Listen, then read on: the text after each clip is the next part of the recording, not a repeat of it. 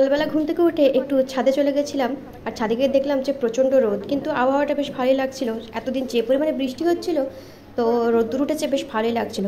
তো আকাশটা দেখো কী সুন্দর লাগছে। তো ছাদে কিছুক্ষণ একটু ঘোরাফেরা করলাম। এখন কিন্তু মোটামুটি 8টা মতো বাজে। তো ছাদে কিছুক্ষণ হাঁটাচলা করলাম।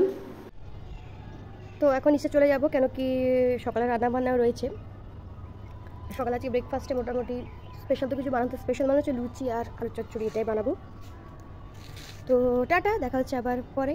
দেখো, যেহেতু আজকে রথ, তো ভাবলাম যে বাড়িতে একটু গরম গরম জিলিপি বানিয়ে ফেলি। তো এটা একদম ইনস্ট্যান্ট জিলিপি, খুবই সহজে বানিয়ে নিয়েছি। আর এই জিলিপিগুলো খেতে কিন্তু বেশ ক্রিস্পি হয়েছিল।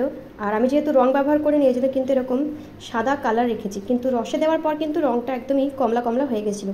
দেখতে দেখতে তো কতটা সুন্দর হয়েছে, খেতেও কিন্তু জাস্ট দারুণ হয়েছিল। বাজার থেকে খুব সুন্দর টাটকা লাউ শাক আনা হয়েছিল, আর কিছু মাছও এনেছিলাম। তো লাউ শাকটা পোস্ত দিয়ে করব, আর একটু কাতলা মাছের ঝোল বানিয়েছিলাম। তো এই আজকে দুপুরের সিম্পল মেনু ছিল। আর এই লাউ শাক পোস্তটা কিন্তু খেতে আমার জাস্ট দারুণ লাগে। তারপরে বিকেলবেলা একটু চা বানিয়ে নিয়েছিলাম। চাটা খেয়ে ভাবলাম যে বাড়িতে থেকে লাভ নেই, একটু বাইরে থেকে ঘুরে আসি। আর রথও আছে, দেখি বাইরে একটু রথও দেখে আসবো। তো এখানে একটু রেডি হয়ে গেছি, আর রেডি হতে দেখতে কিন্তু আমি একদমই ঘেমেই পড়েছি। তো বাইরে দেখো কি সুন্দর বাচ্চা বাচ্চা ছেলেমেয়েরা সব রথের দড়ি টানতে টানতে যাচ্ছে। আর এগুলো দেখে কিন্তু একদম ছোটোবেলাকার স্মৃতি আমার মনে পড়ে যাচ্ছে। ছোটোবেলায় কিন্তু আমি এরমটাই করতাম।